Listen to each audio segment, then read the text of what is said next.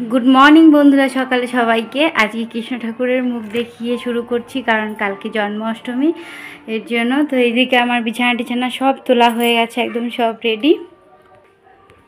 तो एदिके हच्छे मा हच्छे पुजो करছে तो चलुन देखाচ্ছি। এই জন্মাষ্টমীর আগে হচ্ছে আমাদের হচ্ছে মা জন্মাষ্টমী করবে বলে আজকে সারাদিন কিছু নিয়ম আজকে তোমাদের সঙ্গে শেয়ার করছি। এটা হচ্ছে আমার মায়ের মানে আমার শাশুড়ি মায়ের গুরুদেব। আর এখানে ঠাকুরের সিংহাসনটাও পুরো সাজানো হয়ে গেছে আর ঠাকুরদেরকে মানে এখন খেতে দিচ্ছে আর কি। তো জন্মাষ্টমীতে কি কি হয় বা কি করছে আজকে তো দেখতে থাকুন আর সঙ্গে থাকুন, পুরো ভিডিওটা দেখাচ্ছি। তো সকাল সকাল ও বাজারে গিয়েছিল, তো ঘরে বিস্কুট ছিল না বলে অনেকগুলো বিস্কুটও নিয়ে চলে এসছে। আর আজকে হচ্ছে জন্মাষ্টমী স্পেশাল পনির রেসিপি দেখাবো, তো সঙ্গে থাকুন পুরো ভিডিওটা দেখতে থাকুন। এই যে পটল নিয়ে এসছে একদম দেখুন, পটলগুলো কি সুন্দর একদম টসটসা। তো এই পটল স্পেশাল পনির দেখাবো, তো দেখুন আর পুরো ভিডিওটার সঙ্গে স্কিপ করবেন না প্লিজ, রিকোয়েস্ট করে বলছি। জন্মাষ্টমী স্পেশাল পনির পটলের রেসিপি খেতে দুর্দান্ত স্বাদ হবে। এই যে মা হচ্ছে তো মা এই যে সঞ্জম করবে বলে রুটি বানাচ্ছে, তো এখন বলে কোনো লবণ টবণের জিনিস নেওয়া যায় না, এর জন্য ওখানে সুজি বানিয়েছে আর দুধ জাল করে রেখেছে। আর এই যে রুটি বানাচ্ছে একদম নরম তুলতুলে রুটি। তো এখন আমিও রান্নার জন্য এখানে জোগাড় করছি, তো আমারও কাটাকুটো হয়ে গেছে। তো আমি বলেছি যে হচ্ছে আজকে মানে জন্মাষ্টমী স্পেশাল আলু পটল পনিরের রেসিপি একদম পুরোটাই নিরামিষ করে। তো যে পটলও কেটে নিয়েছি, আলুও নিয়ে নিয়েছি, এখন খালি পনিরটা বাকি আছে। তো সঙ্গে থাকুন আর পুরো ভিডিওটা দেখতে থাকুন। এই লঙ্কা আদা রেখেছি, এগুলো না ভেজে মানে বেটে নেব।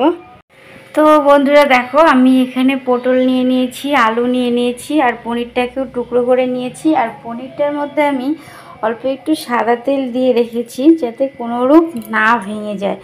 আর যেহেতু এটা মানে ফ্রিজে ছিল আর এটা প্যাকেটের পনির, তো এর জন্য আমি এটাকে হচ্ছে জলের মধ্যে রেখেছিলাম পনিরটাকে। তো যেহেতু একটু বরফ বরফ থাকে ভেতরে, এর জন্য জলে এটা রাখলে কি হয় মানে 15 মিনিটের মধ্যে রাখলে, বেশি পরিমাণ বরফ থাকলে না 15 মিনিটের মধ্যে রাখলে ওটা আর কি আবার ঠিক করে বরফটা গলে ঠিক হয়ে যায়। তো হচ্ছে এখন আমি কড়াইতে তেল দিয়ে দিলাম, কথা বলতে বলতে কড়াইটাও বসিয়ে নিয়েছি। আগে প্রথমে পনিরগুলো ভেজে নেব। তো একটুখানি হলুদ গুঁড়ো দিয়ে দিলাম, হলুদ গুঁড়ো দিয়ে আমি হালকা করে নেড়ে চেড়ে একটা একটা করে হ্যাঁ। আর অভি চুল কেটে এলো, আজকে হচ্ছে রোববার, তো ওর জন্মবার যদিও তবুও এই বারটাতেই ওর ছুটি থাকে। আর কালকে হচ্ছে জন্মাষ্টমী, কালকেও ছুটি ছিল কিন্তু কালকে আবার জন্মাষ্টমীর দিন চুল কাটবে কেমন হয়, এর জন্য আজকেই কেটে এলো আর কি। তো পনিরগুলো আমি ভালোভাবে উল্টে পাল্টে ভেজে নিচ্ছি দেখুন। তো দুটো পাশই লাল করে সুন্দর করে ভেজে নিচ্ছি। তো এটা না একদম অরিজিনাল পনির আর কি বলতে হয়, কারণ এত সুন্দর সেন্ট বেরোয় আর পনিরটা এত টেস্টি খেতে। আর এই যে সাইড দিয়ে তেল বেরোচ্ছে, অরিজিনাল পনির হলে কি হবে ওটা না অবভিয়াসলি মানে একদম ঘি বেরোবে, এটা একদম শিওর।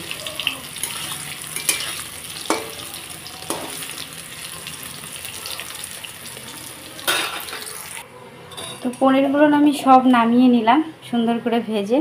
আর এখানে একটু হালকা গরম জল রেখেছি। তো আমার গুরুদেবকে আমি দেখেছি পনির রান্না করতে গিয়ে উনি হচ্ছে গরম জলের মধ্যে না পনিরটাকে ছেড়ে দেয়, কিন্তু হলুদ দেয় না। তো আমিও ছেড়ে দিচ্ছি এখন, যাই হোক গুরুদেবের আশীর্বাদে ছেড়ে দিলাম, দেখা যাক কী হয় পনিরটা আর কি। কেন দেয় বাবা আমি ঠিক বুঝতে পারি না, মানে জিজ্ঞেসও করিনি কিন্তু বলে দিতে হয় তাই দিয়ে দিলাম।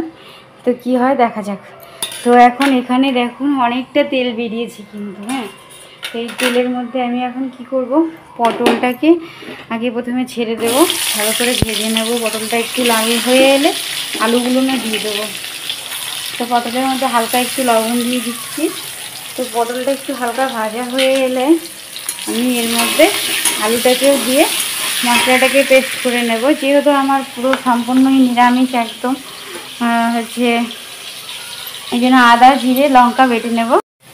তো পটলটা আমার সুন্দর লাল হয়ে এসছে। তো আমি এর মধ্যে এখন কী করবো, আলুগুলো যে টুকরা করে রেখেছিলাম এগুলো না দিয়ে দেবো। ইচ্ছা হলে আমি পটলটাকে নামিয়েও নিতে পারতাম, তো যাই হোক পটলটা নামিয়ে নিলাম না, হাতের মধ্যে তেল এলো আমি দিলাম বলে।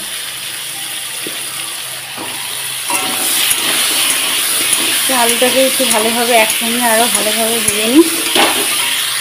সেদিকে আমি মশলাটা পেস্ট করে নিয়ে চলে এসেছি, আদা জিরা লঙ্কা। আর এদিকে এটাও সুন্দর ভাজা হয়ে গেছে, দুবার একটু নেড়েও দিয়ে গেছিলাম, সুন্দর লাল হয়েছে। এখন নামিয়ে নিচ্ছি।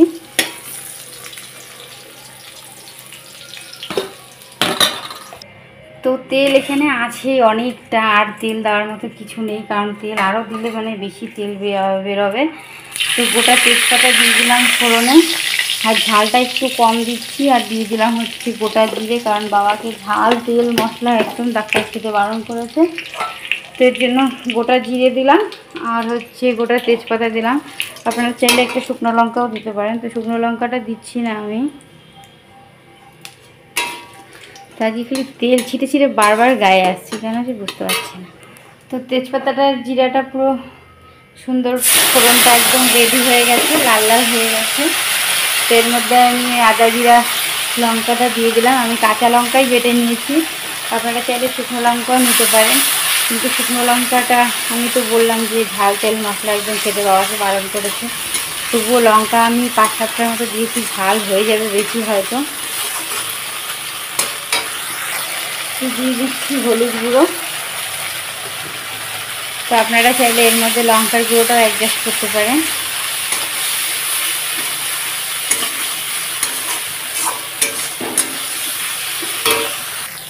তো এখানে আমি একটু সামান্য পরিমাণ জল দিয়ে দিচ্ছি। একটু ভালোভাবে ভাজা ভাজা করে কষিয়ে নিয়েছি। নামানোর পরে একটুখানি ছোটো বাটি দিয়ে, হাফ বাটিও নয়, জলটা দিয়ে দিয়েছি। তো এর মধ্যে এখন আমি কী করবো, ভেজে রাখা আলু পটলটাকে দিয়ে দিচ্ছি। তো দেখো গামলাতে তেল ভাসছে, যদি আরও তেল দিই তাহলে পরে আরও একদম তেলের তরকারি হয়ে যাবে, আর আমাদের সবারই অত তেল খাওয়া একদম বারণ। সেটাকে এখন ভালোভাবে একটু কষিয়ে নেব। তো মশলাটা আমার পুরোপুরি একদম কষানো রেডি। এখন যে এমন পরিমাণে ঝোল খাবে ঠিক তেমনি দেবে, একটু মাখা মাখা করলে প্রায় 1 গ্লাসের মতো দিলেই হয়ে যাবে। তো একটুখানি আমি ঝোল না রাখলেই তো নয়, কারণ ডাল আজকে করিনি, আমি এমনি নিরামিষ। আরও 1 চামচ তেল দিয়ে একটা তরকারি করেছি, করলা ভাজা করেছি। তো আমি জানি এটাতে একটু ঝাল তেল মশলা হয়ে যাবে, এর জন্য বাবার জন্য আর একটা সবজি করে রেখেছি। তো আমি এখানে 2 গ্লাসের মতো জল দিলাম। তো এটা এখন ফোটার অপেক্ষা। তো এটা পুরো টকবক করে ফুটছে। এখন এই যে আমি জলে ভেজানো পনিরটাকে দিয়ে দিচ্ছি। তো এখন একটু দিয়ে দিচ্ছি গরম মশলার গুঁড়ো।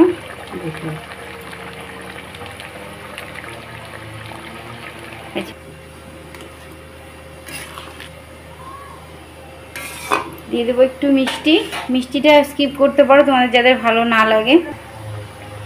তো একটু হাফ চামচের মতো চিনি দিয়ে দিলাম। তো এখানে হাফ চামচের মতন আমি একটু ঘি দিয়ে দিচ্ছি, ঘিটা স্কিপ করতে পারো।